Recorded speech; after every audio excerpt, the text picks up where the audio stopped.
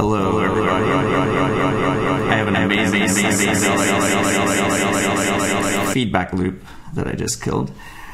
This is Matt Piper. I am the propeller head product specialist for line 6. And today I will whack household items and hopefully make some music in the process. Thanks for tuning in to Music Making Month. And before I forget, I just want to make a plug. This Saturday, May 14th, for people who are in Southern California and want to learn more about producing music and about Reason and Record, we're going to have a producers conference event in San Diego at Studio West. That's this Saturday, May 14th at 1 p.m. and you can get all the information about it. I'm going to be presenting along with Kurt Kurosaki and Ted Bruner and Kill the Noise, and the information is at theproducersconference.com. Alright, so some of the stuff that you can't see because it's sort of off camera is I've got a microphone here, I've got a line 6 KB37 audio interface and MIDI keyboard here, and I've got a Korg pad control here, and then I've got some items that I have accumulated through the years that sound pretty cool. I think it's really nice to have a pair of rubber mallets with wooden sticks. Because lots of stuff sounds cool in front of a nice microphone when you whack it with these things, especially metal things. For instance, when I got this iron wine rack, I thought, that'll be nice for holding wine, but I bet it sounds cool. And it kind of does. If I hit it with the stick, I get a different sound. If I hit it with the rubber part, I get another sound. And I did make a track with this, an arrangement for iron wine rack and Indian bamboo flute that I've got here on SoundCloud on another screen. And I'll play a little bit of that.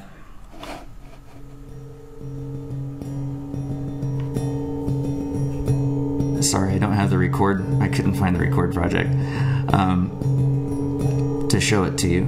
But obviously I recorded this in stereo, you know, two tracks of whacking on it.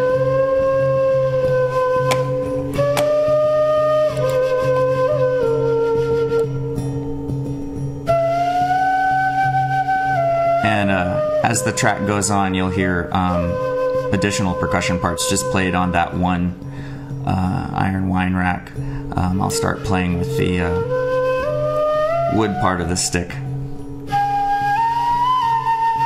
and I'll get to showing you some sampling, live sampling of some other things as well, as soon as we get to the other part of this tune where the other whacking commences.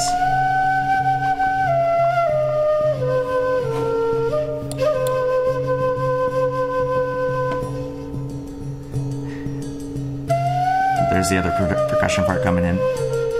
I see someone commented, anyone else got that horrible stuttering? I hope it's technological and not just me stammering.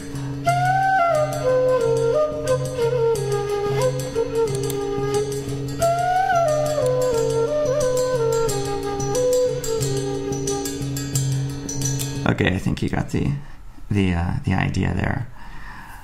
One of my favorite finds that I came across, it may seem very obvious to a lot of people, but just stainless steel bowls that you would buy in any kind of kitchen section of a place that has stuff for your kitchen, like this. I have a few different sizes of these. They sound pretty cool. So Reason 5 makes this really easy. I'll switch to my Reason screen here. And I've got a freshly initialized Kong here. So I'm just going to sample a few of these. I'm sure a lot of you watching know how to do this, but in case you haven't upgraded yet, or you're not quite sure what's up, I'll take just a couple of minutes to do this. So I've got drum number 1 is selected here, so all I have to do is press my live sampling button.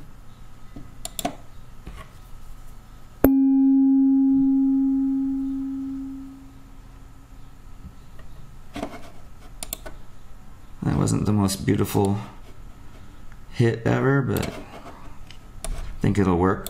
Normally it will put the start point right on the transient, but I made a little bit of noise here accidentally. So I can do that. Okay. And then the next one, let me get another bowl. A neat trick you can do, I don't want to do it for safety's sake because I'll probably spaz out and spill water everywhere, but you can try putting a little water in the bowl and swishing it around after you strike it, and it'll make a weird effect. Hey, sorry about that, guys. I don't know my own strength. Let's try that again.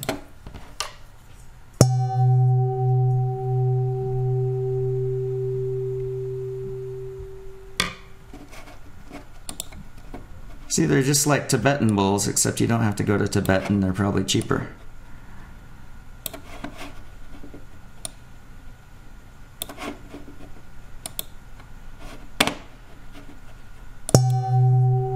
Okay, so there's just 2 more of these. We'll get done before tomorrow, I promise.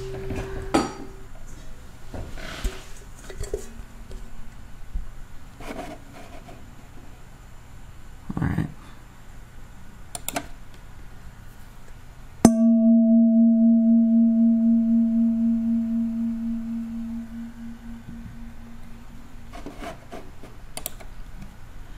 Kind of weird how the bigger bowl has a higher pitch.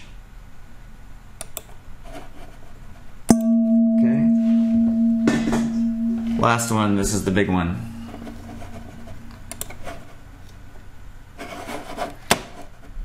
I'm going to take a look at the chat real quick and make sure that everyone can hear.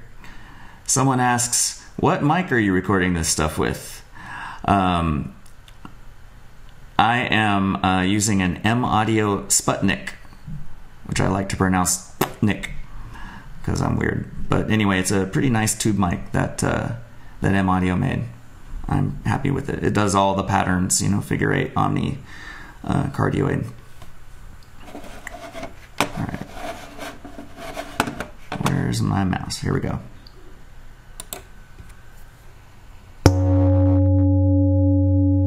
I didn't really press the button. You guys all knew that. You all noticed that, didn't you? Let me try again.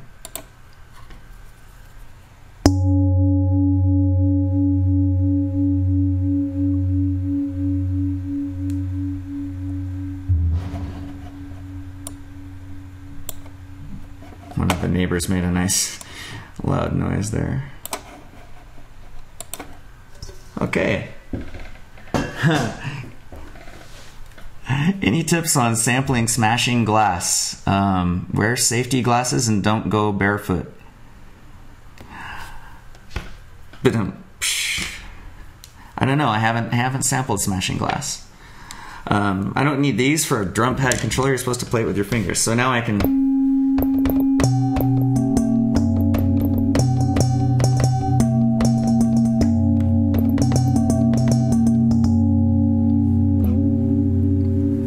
So you can make some interesting sounds, interesting stuff with that. I actually also have sampled. I brought these samples into NNXT so that I could play them on a keyboard. And of course, I haven't labeled these NNXT, so I don't know which one is which. Okay, here we go. Turn my octave down.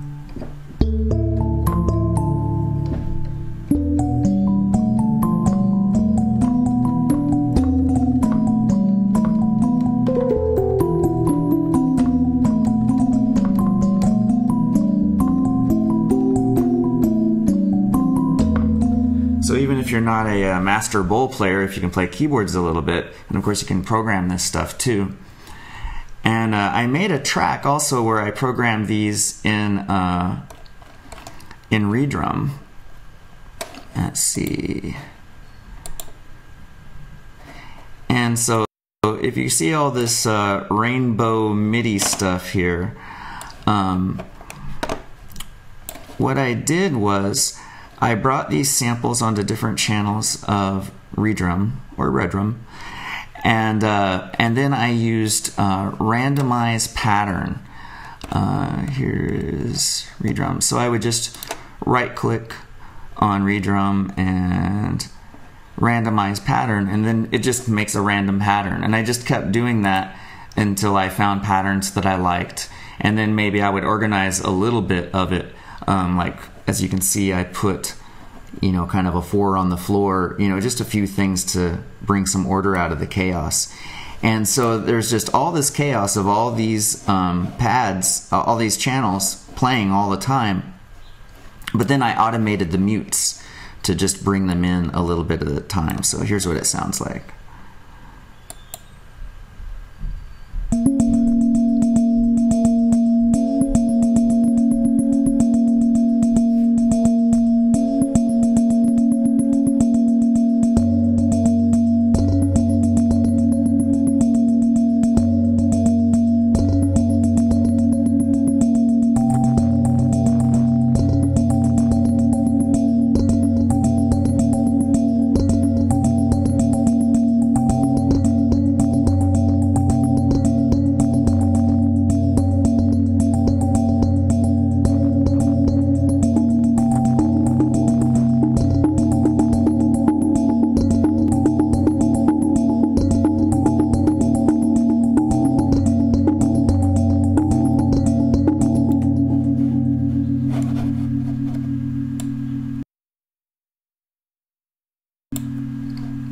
You can hear those nice long tails on those samples. So yeah, a lot of different ways you can do that. I'm gonna grab some other toys. It's not just stuff around your house that wasn't meant to be musical instruments. I also think that it's really I'm not Jamaican, somebody asked, but thank you for asking.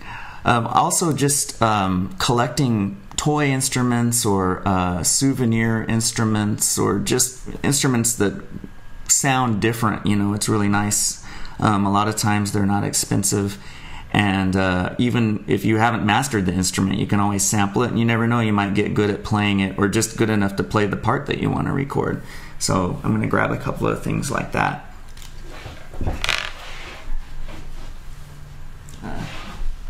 I saw one of the chat entries said that it sounded like a giant kalimba. I have this is a kalimba made out of a gourd that my father visited South Africa and brought it back for me, and you can tune it any way you want just by sliding the tines in and out. And something else someone got for me, a friend of mine got me this wind chime for my birthday one year, and I like the sound of that.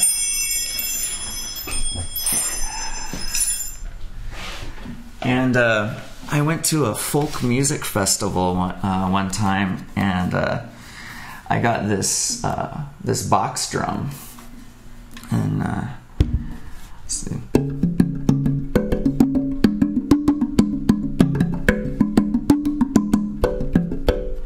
You know, these weird little things, they can really, especially if you're doing any kind of film music or, you know, instrumental music, you know, it just adds these sounds that the ear's not used to hearing. You know, obviously that's not a standard tuning, you know, so it also just, you know, kind of wakes up your ears when you hear stuff that's out of standard Western tuning. And I made a track a long time ago that used like all of those things, that used the bowls. I didn't use the wine rack, I didn't have that yet. I used the box drum and the wind chime, and I'll play just a little bit of that. I have that on SoundCloud too.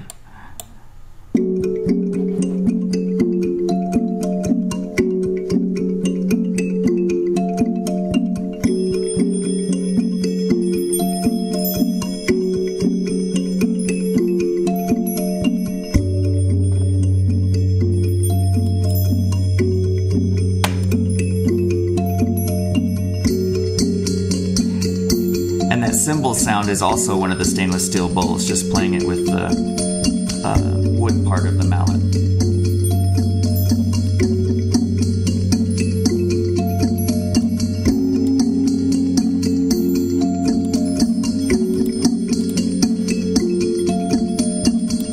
Okay, so I think you got the idea there. Okay, I've got another toy I can bring you here.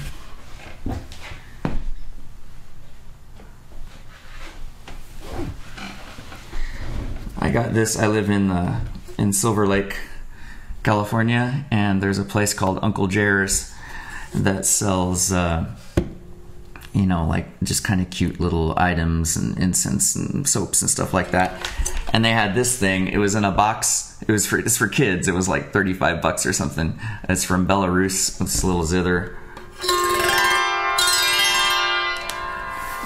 Had a picture of a little boy and his mom teaching me how to play music on it, and it came with sheet music that would slide in here, and if you followed the dots you could play like the Eensy Weensy Spider and stuff like that. And this is fun just to learn how to play, but to sample it is really cool too. Sampling it, like if you just sample a scale with like 6 notes or something on and in Kong, and then play it on a pad controller, it can sound really cool, especially if you use a roll function. Same, you know, the same way that I sampled the bowls into Kong. But then if you want to take some time, which I did do, go back to my record window, and I've got, you can hear my mouse, huh?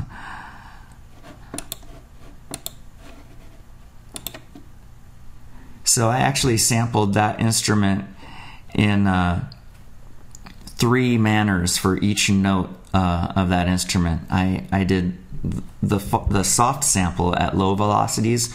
Will be striking it with my finger and you know, softly, and then the mid velocities will be hitting it with a guitar pick, and then the loudest velocity will be a chopstick, allowing a chopstick to bounce on the string.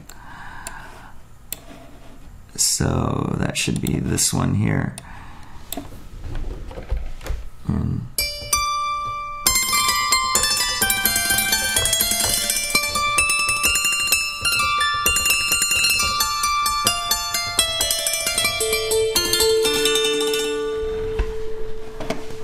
And then I wanted to get a little extra weird with it.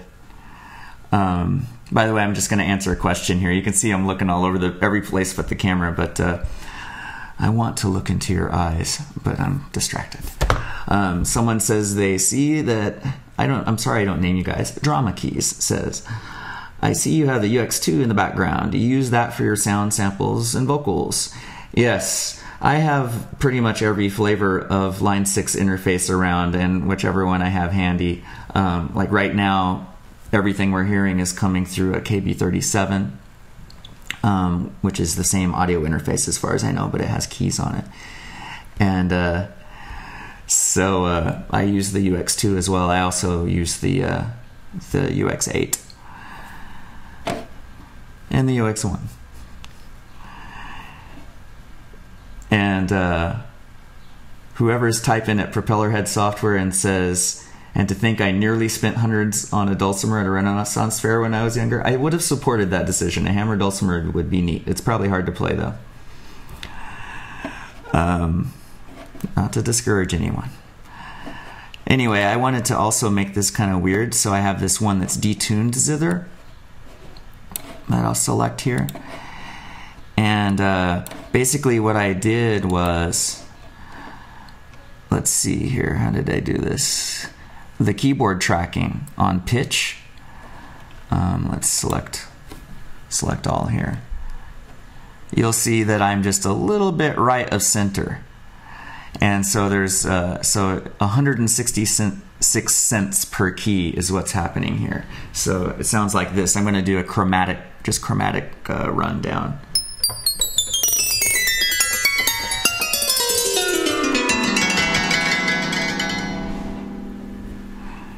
So I don't know. You might drive people away making weird atonal stuff like that, but it might come in handy sometime. I think that is all I have for that.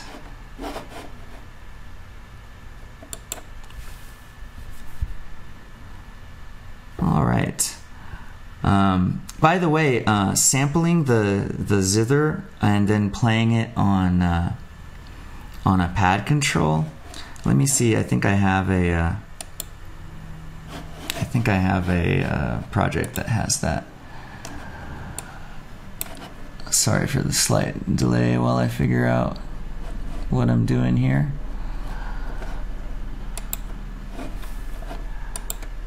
Okay. And I'll start looking at the chat again in a second here. I'm going to open a record file here.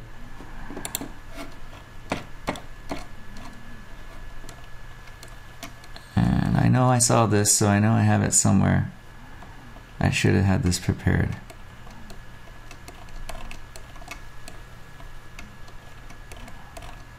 Okay, I suck. I don't see it. But anyway, the idea, if you use your imagination, of playing the zither on a pad controller, I tried the same thing with a mandolin, and it also sounded like a really cool hammer dulcimer, because the strings continue to ring out. They're unison strings, you know. So they don't cut off the way, you know, when you're playing a fretted instrument, if you play something on the same string, it cuts off the last note. But playing it on the pad controller, they keep ringing out, and you can do the rolls and everything. So if you have a mandolin around, or if you have a 12-string acoustic guitar, I haven't tried a 6-string, but those two instruments, 12-string acoustic and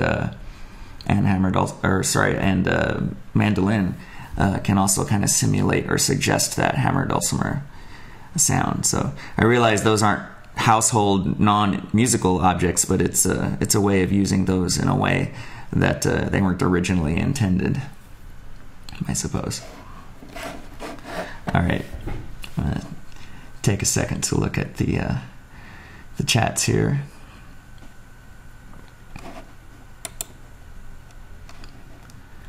It's live TV, folks.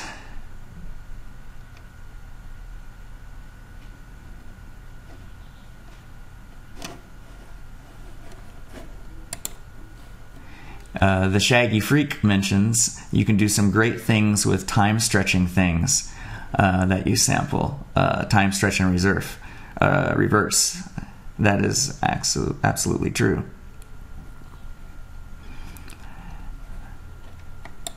And yeah, it does.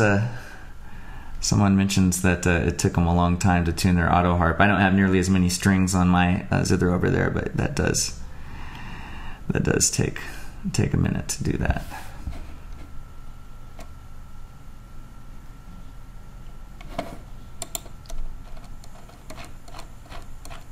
Scrolling on down. Question: will there be a producers conference in New York City this year? I hate to comment on things that haven't materialized yet, but I love doing producers conferences in New York, so if that can happen, it'll happen. And we'll let you know as soon as we know. And yeah, I see there's a little bit of discussion going on about microphones. And absolutely, there are a lot of good microphones out there that are relatively inexpensive. Just any kind of, large diaphragm condenser. It's really worth having a large diaphragm condenser around, because you can get a lot of really nice sounds, really sensitive. And someone else was asking, where's the best place to put the mic when you're sampling all this stuff? I say use your ears, put on headphones like I've got, and just move the stuff around, until it sounds good. And you can hear like a big difference as you move.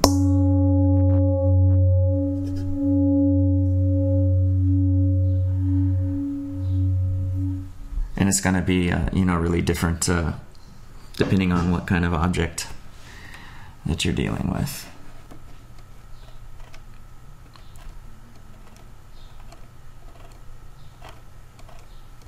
Maybe I'll just put on a track while we're sort of relaxing and chatting here. And I'll change to my other screen here. So I've just been playing stuff on SoundCloud sometimes. This is a track. I'll get the instrument. I'll show you the instrument this was made with.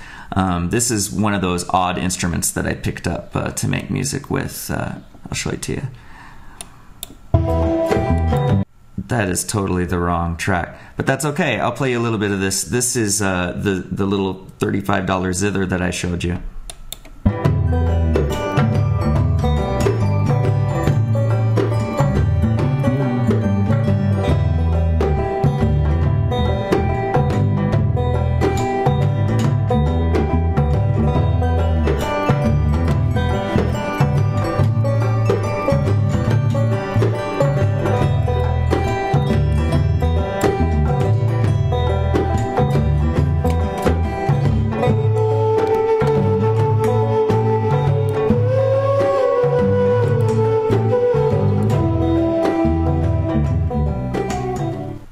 And I also collect wood flutes and bamboo flutes from different ethnic origins. And again, those are usually not that expensive. Quite often they're, really inexpensive, but they, and I'm a guitar player, but I just started really getting into flutes like 3 years ago or something. So, you might not become a master flautist, but whatever instrument it is, you might at least get good enough to play some parts, and there are wonderful things you can do with editing. But let me show you the metal percussion instrument that I used for that.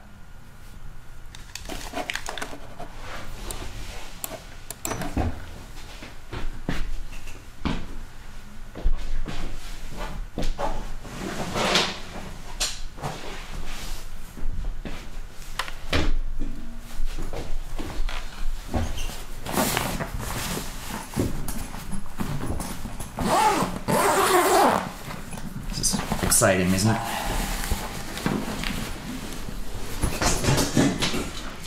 Here are all my pots, all my bowls. I thought that was you, Ryan. I see you on the chat there. So this is a happy UFO that I'm holding upside down, apparently. And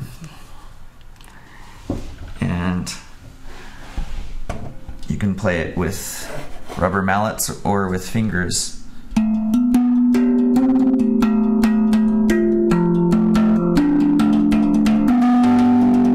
Sorry for the distortion.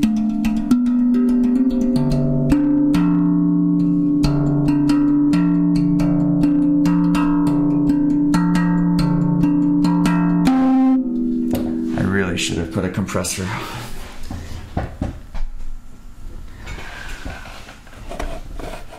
And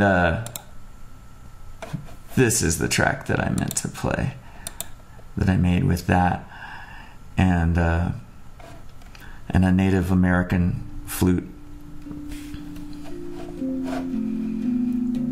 And while this is playing, I'm gonna look at the chats again.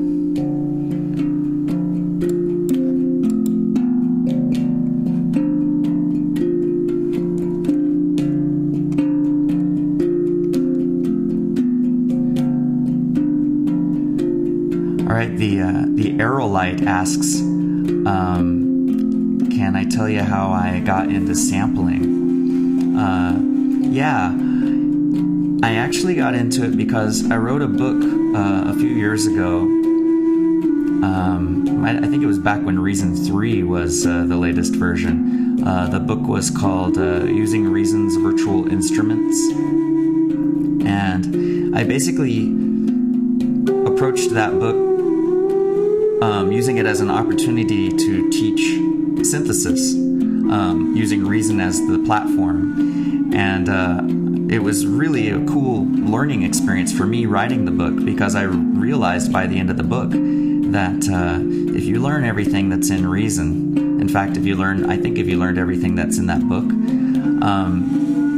even if you've never touched a piece of analog synth gear in your life, I think you could then go into a room full of modular synth gear and just hook things up and know what you're doing and know what every knob is going to do. You can learn the signal flow and all that.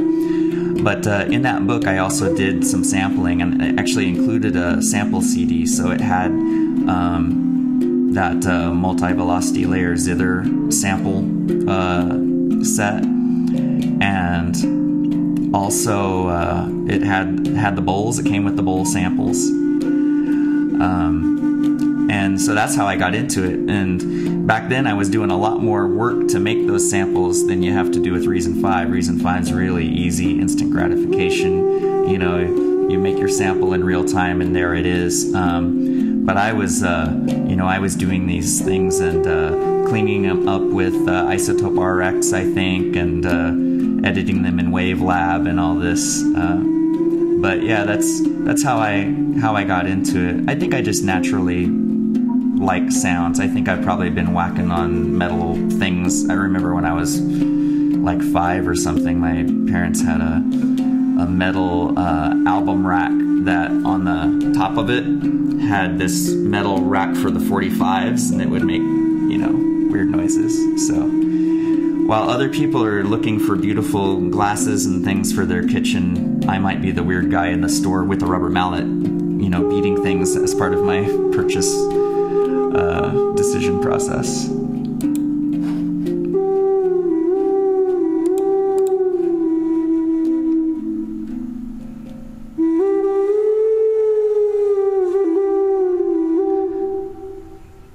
Upstate New York. It could happen. I'm just looking at the chats here again. Question, can you explain what we should aim to do to get a clean sample? Honestly, I have to do some tricks to get really clean samples. And I don't know if they're always necessary. Because the ambient noise is going to get eaten up by the track anyway. And I actually have a friend who does a lot of composing for TV, and he leaves a lot of ambient noise in his projects. I mean, he probably tries to avoid the leaf blowers, which I've been praying aren't going to start anytime soon. But he feels like since a lot of the sounds are in the box, a lot of the sounds are from sample libraries and things like that, everything is so clean that the stuff doesn't breathe. He feels like the ambient noise that he gets from the things he's using microphones for actually helps the track sound more alive. But if you do want to clean it up, well, just in general, good practice is, make sure that you have a good, a good level that's, you don't want to distort, basically. And as long as you're recording at 24-bit, you've got plenty of headroom. So it doesn't have to be a super loud level. But as far as ambient noise, it's hard to get around because, we've got our computer fans and we've got the neighbor's air conditioner and the refrigerator. I do often unplug the refrigerator. It's just have to remember to plug it back in. Thanks for the comment on the music track. But what I do if I really need a clean sample, like if it's going to be a naked sample with no other track around it and I just want it to be super clean, I use Isotope RX.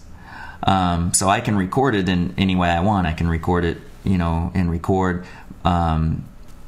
or sample it and record, but then I'll export it and then import it into Isotope RX, and it has the best noise removing algorithm that I know of.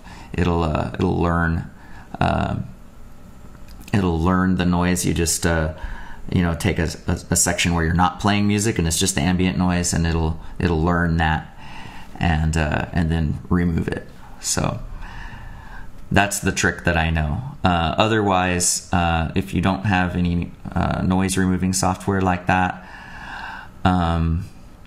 you can one other thing I do is if I want to get away from my computer tower, I'll just use a long microphone cable and bring the microphone into a quiet room. Somebody says, that is definitely Lark's Tongues in Aspic Part 1. I love Lark's Tongues in Aspic by King Crimson, so I can't deny any accusation of influence there. And I will also cop to that Lantern Bowls track that I recorded. I can't hide the fact that there was some Battlestar Galactica influence in there. Bear McCrae is awesome. I don't know how to pronounce your name, DJ Nasa. Forgive me if I'm wrong, but thanks very much for the encouragement. So reading here. Yeah, that Happy UFO that I was playing, it is, like James Bernard said, a more attainable hang drum.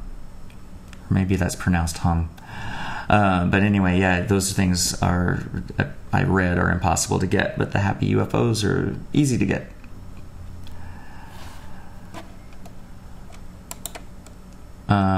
Redwalks asks, so what mode is best, mono or stereo? If we're talking about sampling, you know, that's up to you. I actually usually do it mono, you know, just with one nice mic.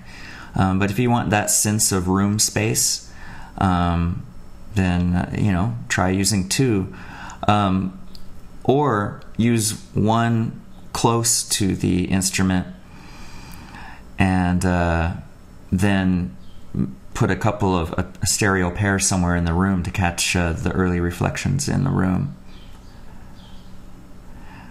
But definitely, you know, you can probably hear, if you're wearing headphones or have your monitors cranked, you can probably hear birds singing. You know, there's birds on all kinds of my tracks. I know that Pef has some roosters that make it into his recordings from time to time. So, you know, that's just all part of it, and it's cool. And usually the stuff gets eaten up by the track, and if someone does find it after the 10th time they've listened to a song, hey, that's pretty funny if you find a rooster in there somewhere.